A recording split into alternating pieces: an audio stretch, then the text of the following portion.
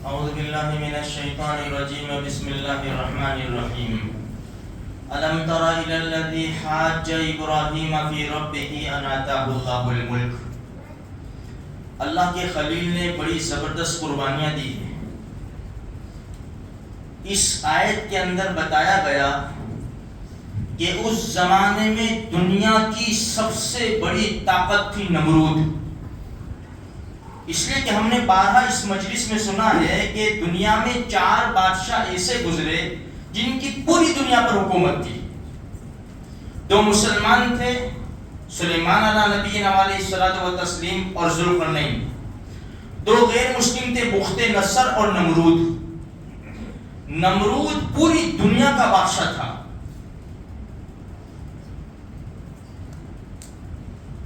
علامہ عماد الدین ابن کثیر رحمۃ اللہ نے اپنے تفسیر میں لکھا ہے کہ قحط کا زمانہ تھا، حکومت کی طرف سے لوگوں کو اناج ملتا تھا۔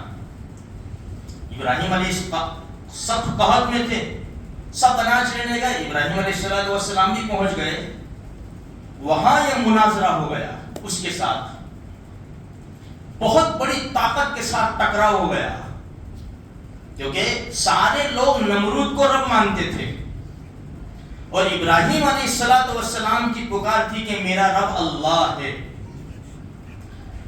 اس سے مناظرہ ہو گیا۔ الم تر الی الذی حاج ابراہیم فی ربہ ان آتاہ اللہ الملک، جس کو اللہ نے ملک دیا اس سے ٹکراؤ ہو گیا۔ ابراہیم علیہ السلام نے اس کو سوال کیا،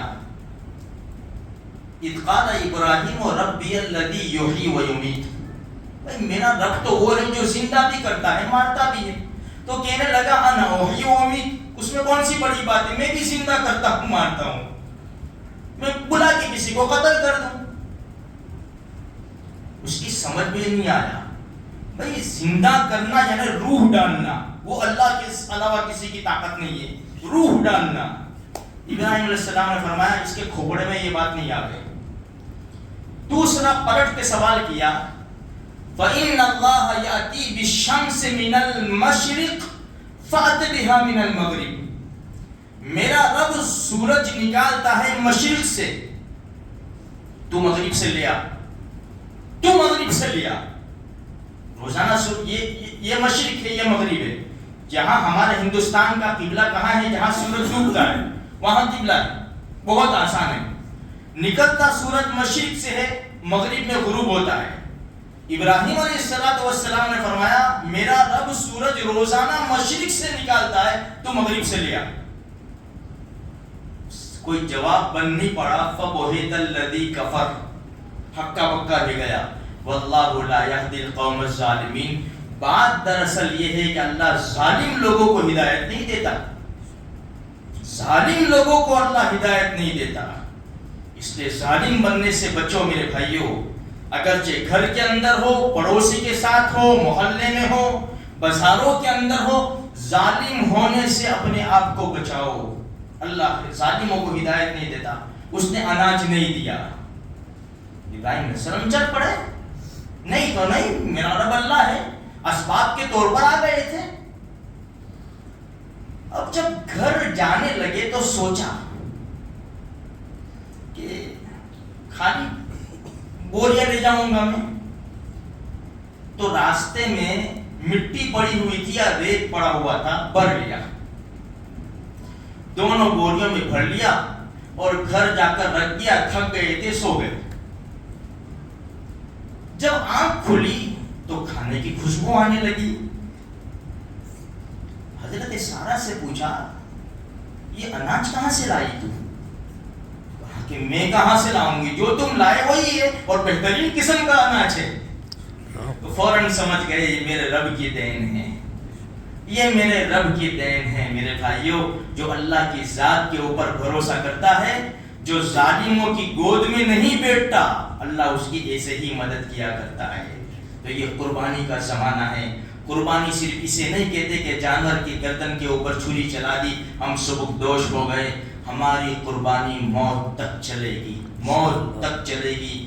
بہت زیادہ اتار چڑھاؤ آئے گا، اپنے محلے سے لے کر ملکوں تک اتار چڑھاؤ آئے گا۔ ہر وقت ہر مظلوم مسلمانوں کی طرح اپنے آپ کو تیار رکھنا ہے۔ انہوں نے کیا قربانی کی؟ اپنی جانوں کا نذرانہ پیش کیا۔ مال تو پہلے ہی قربان کر چکے تھے، بڑے بڑے بنگلے، جائیداد، فیکٹریاں، کارخانے، بڑی بڑی بہترین قسم کی گاڑیاں، سب اللہ کے نام کے اوپر قربان ہو گئی۔ رہی جانیں، معصوم بچے، یہ قربانیاں دیتے رہے۔ ہم کیا سمجھتے ہیں؟ کیا ان کی قربانی رنگ نہیں لائے گی؟ ان کی قربانی ضرور رنگ لائے گی میرے بھائیوں۔ اللہ دشمن کو ضرور ذلیل کرے گا انشاءاللہ ثم انشاءاللہ۔ اس لیے ہم مظلوموں کے ساتھی ہیں، ہم ظالموں کا ساتھ دینے والے نہیں ہیں، ہم مظلوموں کے ساتھی ہیں، اور ہمیشہ اپنی استعداد اور طاقت کے مطابق ہم مظلوموں کی مدد کرتے رہیں گے انشاءاللہ۔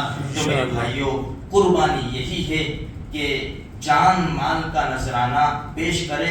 ہماری قربانیاں بہت ساری ہیں، ہم بہت پیچھے ہیں۔ ایک چھوٹی سی قربانی بتا کر اپنی بات کو ختم کروں۔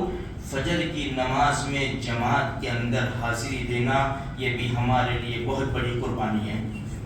ہماری مسجد خالی نظر آتی ہے، رمضان کا مہینہ ہو، عید کے دن ہو، ہماری مسجد بھرپور نظر آتی ہے۔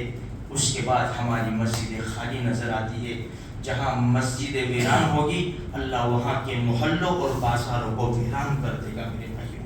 چیختے چلاتے نظر آئیں گے، شکایتیں منہ کے اوپر آ جائے گی۔ اس لیے مسجدوں میں حاضری دو اور اپنے آپ کو اسلام کے خاطر اللہ کو راضی کرنے کے لیے ہر وقت قربانی کے لیے تیار رکھو۔ اللہ کہیں سنی بات پر عمل کرنے کی توفیق عطا فرمائے۔